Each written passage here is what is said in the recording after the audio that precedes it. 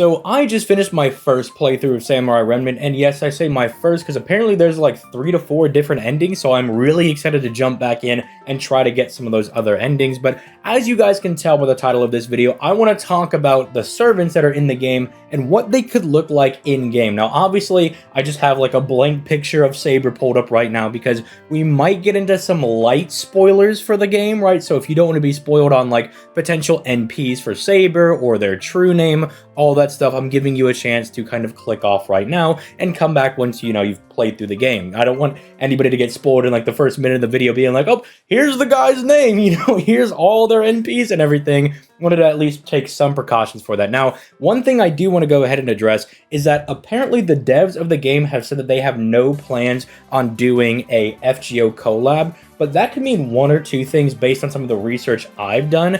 It appears that that might be on their end, not necessarily from FGO's, from their perspective, but like doing an actual collab event in FGO means that they just don't want to port anybody from, say, FGO into Samurai Remnant. You might be talking about Jalta, right, and be like, well, what about her? They kind of got strong-armed into putting her into the game. Apparently, they didn't want to put her in the game, but then I believe, I'm forgetting his name, Higashide, I think, is the person that wrote for Lancer Jean in the game. Apparently, he was like, no, wait, I think I can cook something with her in the game and have it somewhat make sense. So, even worst case scenario, let's say we never get a Samurai Remnant collaboration event. Because, again, we do have people like, say, Artsweet in the game, but we don't have a Tsukihime collab event, right? Maybe we'll never go ahead and get one of those, but I could definitely see, especially someone like Saber releasing for, say, like, Anniversary or something. Especially, like, 9th Anniversary. If this pops up as the Anniversary servant, not only will I be going balls to the wall on that banner, but it wouldn't surprise me, right? And then releasing the writer, I almost said their name, even though most people probably know who it is. I'm trying not to spoil anything too much for people. The writer could come out for like a Gouda Gouda event or something, or just like a little big Tengu style event. They could definitely throw them in the game. But giving everybody ample warnings, we're going to go ahead and start talking about what I would like to see from this servant in the game. Because for Saber over here, we don't have a lot to go off of here, and that's because in-game, they don't really give us their personal skills. Like, if you look at their files in-game, they just have their class skills. Like, if you look at Lancer Jean, it's just like magic resistance D, that's all they got. They got that, and then they got their NP, that's pretty much it. They don't really go too far in depth on like a lot of the different servants, like all their different personal skills and stuff. So I think some of these servants, like, Saber, they obviously gave a little bit more to, right? Because it's the main servant you're using, but some of the other ones are a little bit more of a blank slate, you could say. And so for some of the other servants that I want to dedicate their own videos to, they might have like more free reign. Like, we might be able to build that servant a little bit better. But as you can see, like already off for it, we have a little bit of a basis to go off here. So we know that they will at least have Magic Resistance A and Riding A, which aren't the worst passive skills, especially Magic Resistance. Getting a 20% chance to whiff any incoming debuff, not bad if you want to make this more of like a boss killing servant, which, because of events in the story, you could make them a single target. I think you could get away with that. It'd kind of be like, say, Draco when we first saw her NP, and I was like, oh, this is definitely an AoE NP, because look how massive this thing is, and they somehow had, like, all the 8 heads only hit, one enemy, and I was like, well, I guess you could make the same excuse for Saber, because they have a similar thing going on. Riding, though, because I'm really sold on this servant being an arts unit, I don't really think the riding is going to do too much for her, unless they want to make her just a godly quick looping servant. By the way, I'm saying her, they don't have like an official revealed gender. I think they actually even say it like right here, where it's like their feminine traits have a lot of people in the game call them a she, but they never comment on it and it's never confirmed. I just call them she. You can call them he, they, them, whatever you want to call them, right? It doesn't matter. They're still adorable, right? At the end of the day. So regardless, they'll at least have the writing, and unless they make them like a quick servant, probably not going to matter unless they want to give them really insane quick cards. Like, they give them like 2 5-hit quick cards, and they have like 0.77% NP gain. Those could actually be kind of good, right? Like, I'm expecting this unit to have a lot of hits, because, I mean, I know the gameplay is not indicative of what they should have, but she hits a lot, right? Like, all of her combos and everything are like 80 bajillion hits of her, like, dashing around 50 billion enemies and doing like 87 different strikes, right? So I'm expecting them to have something. Now, you can see over here they have this Mana Burst Water. We don't see what rank it is, but I think regardless if it's like A, A-, A+, it's going to be a big fat buff to whatever card type she is. Now, obviously, because it's water and I'm a simple, you know, tiny brain person, water is blue, blue is arts, make her an arts unit, right? That's what I want to see. Also, that's my personal bias. Arts units are my favorite ones to use, so I would like to see her be an arts, frankly, but whatever that's going to be a very powerful mana burst for them. Now, I think if they wanted to expand on this a little bit, because we have other mana bursts I don't have pulled up over here, but think of, like, say, Karna's mana burst fire, right? Where he gets the, I believe it's 25%, no, it's 30% bust or something like that, and then like 20% NP damage. It's like a double buff, right? That is what I'm getting at. You could definitely give her something like that. Like, imagine it's like a 30% arts buff for 3 turns, 20% NP damage for 3 turns, and then like 30% NP gain for 3 turns. Like, I think something like that could be really nice. I don't have Divinity pulled up. That's just like a flat damage increase. But this is where things start to get a little bit interesting. Saber has 3 noble phantasms, right? Now, obviously, I think you could just turn some of these into the skills, as I believe, I'm going to pull this up as we're actually here in the video, because I don't want to misquote this, but I believe it's Achilles. One of his skills is one of his NPs, actually. Let me check over here. I wanted to say it was this one.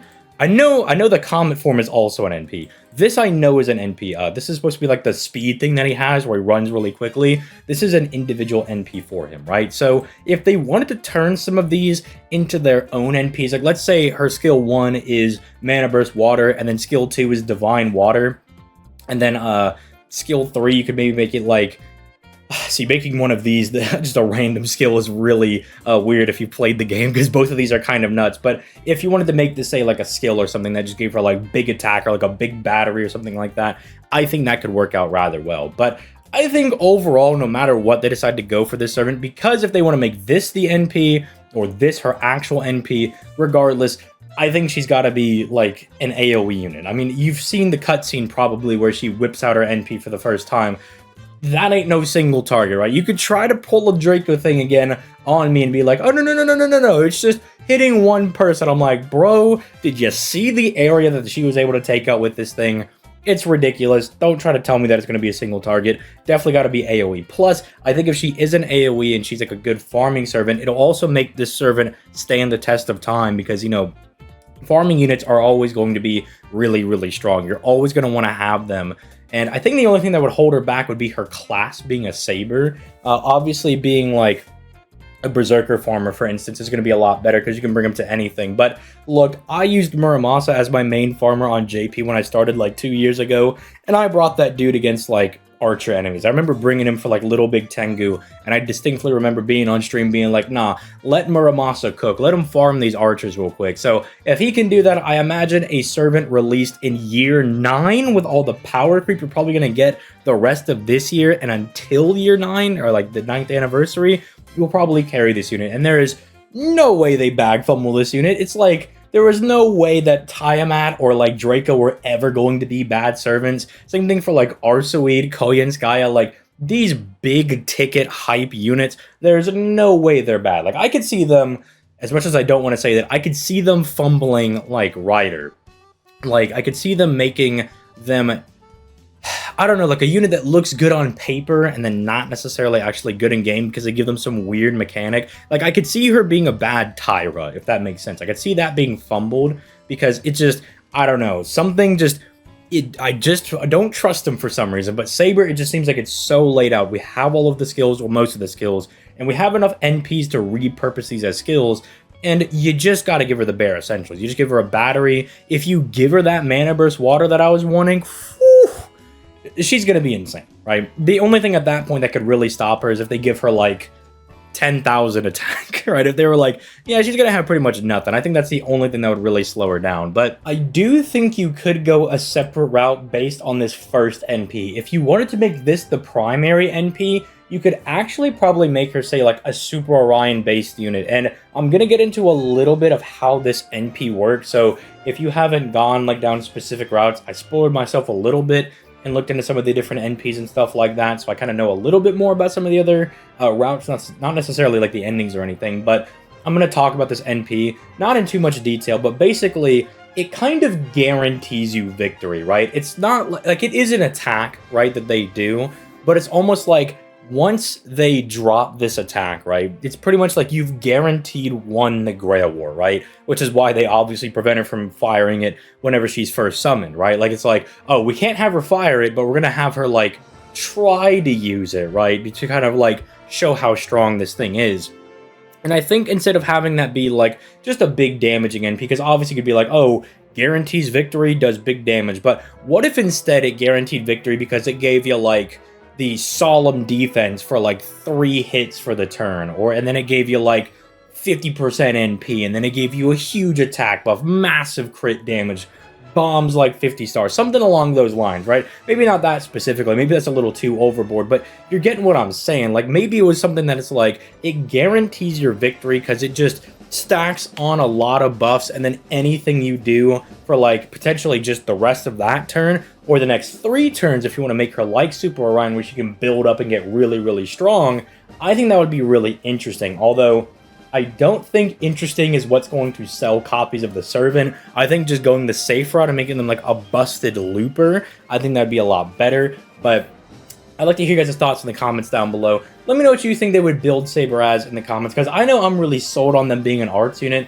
because I'm super, super biased towards arts. And, you know, they have Mana Burst Water, and again, I'm super tiny brain, and I'm like, water? That's blue? Arts is blue, you know? Like, I'm super simple-minded, and so I'm like, that would make sense to me, but maybe I'm missing something, right? I've gone a little bit into their lore, didn't want to go too into it in this video, because I wanted to leave a little bit there for people to, you know, go explore things, because I know people that haven't played the game will probably still watch the video and everything, and I want to give them an incentive to go discover their own things, right? But essentially, if you take anything away from this, based on who this character is, they should probably be insanely cracked, right? Like, they should be, like, even if you're, like, more of, like, a normie Fate fan, and it's, like, Gilgamesh is, like, the top brass for you, they should feel like that tier of a servant. They are ridiculously strong. They are really, really OP, and so they should make the servant appropriately, like, really good. Although, they have fumbled some strong servants in the past, so